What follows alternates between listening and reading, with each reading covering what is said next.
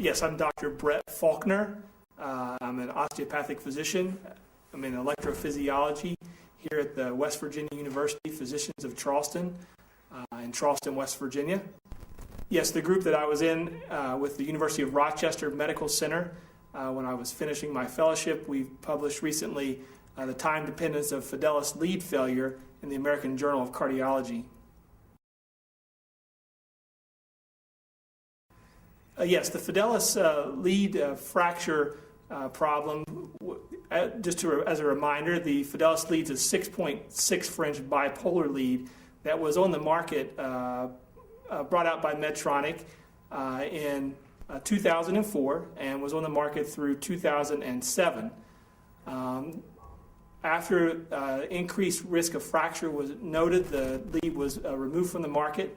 And since that time, several steps by Medtronic has been taken, including advisories to both increase the monitoring of the lead, and then also more recently, within probably a little bit more than a year, has been the introduction of the lead integrity algorithm, which is a special algorithm to Medtronic devices that looks to try to reduce the risk of inappropriate shocks that can be associated with lead fracture.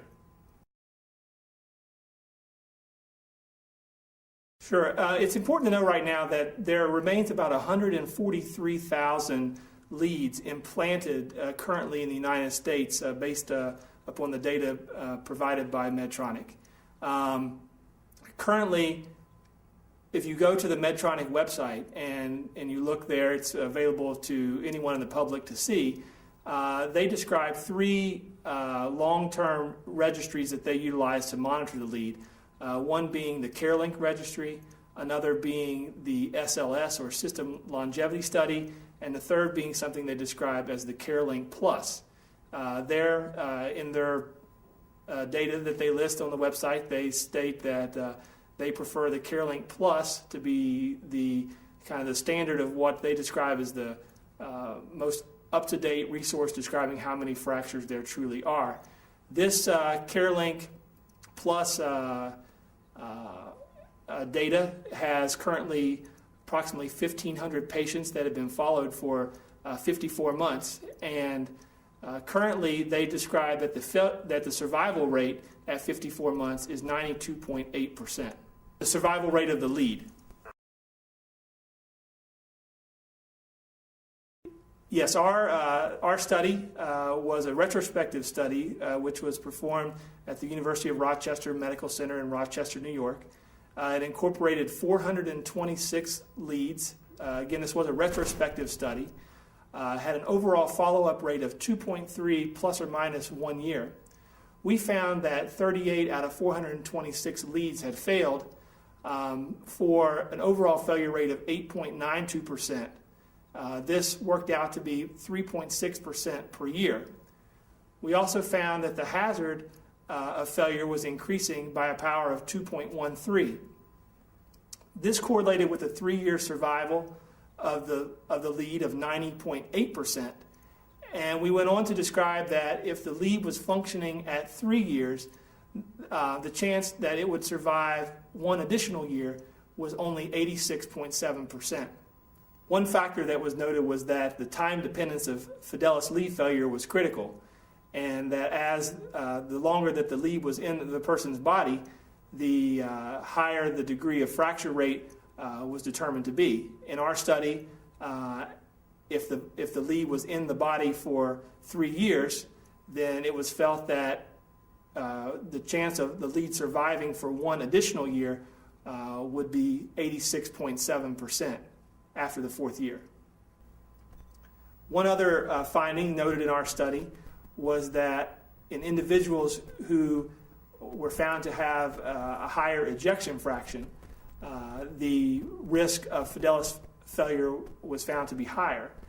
In our population, as the ejection fraction increased after implantation from 30 to 37% comparatively, the fracture rate with an increase in 10% in the ejection fraction, this correlated with an increase in 30% risk of Fidelis lead failure. This correlates with data that was seen, that was published by the group in Ontario with Dr. Farwell. And then our rate of Fidelis failure also correlated with that of Dr. Hayes and Dr. Hauser in Minnesota.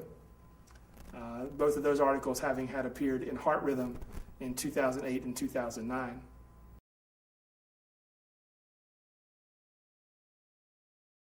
One of the reasons that we feel that this article is so important is that it brings back to light truly what is the failure rate of the Sprint Fidelis lead, and given that there are so many patients that continue to have the lead implanted, what really should be our recommendations with respect to what should patients do.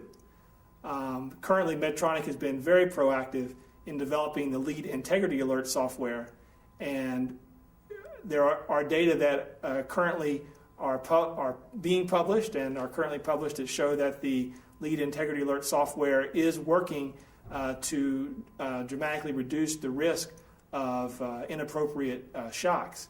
An article currently that's online published in PACE by Dr. Van Ries out of Leiden, Netherlands, shows that while their population of leads is increasing in its fracture percentage, and they showed 11% risk of fracture at 42 months, the data shows that the lead integrity alert software is able to reduce the amount of inappropriate shocks down to effectively keeping people from not getting appropriate shocks approximately 75% of the time.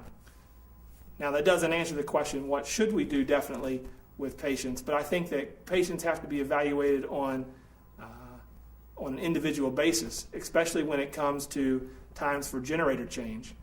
Medtronic has stated there are special circumstances, such as when patients are pacemaker dependent, or when they're survivors of cardiac arrest and secondary prevention, that these special circumstances may warrant the patient having the lead changed at when they're undergoing a surgery.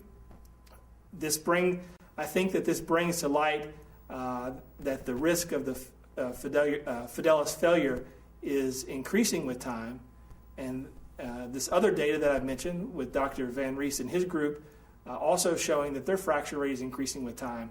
I think that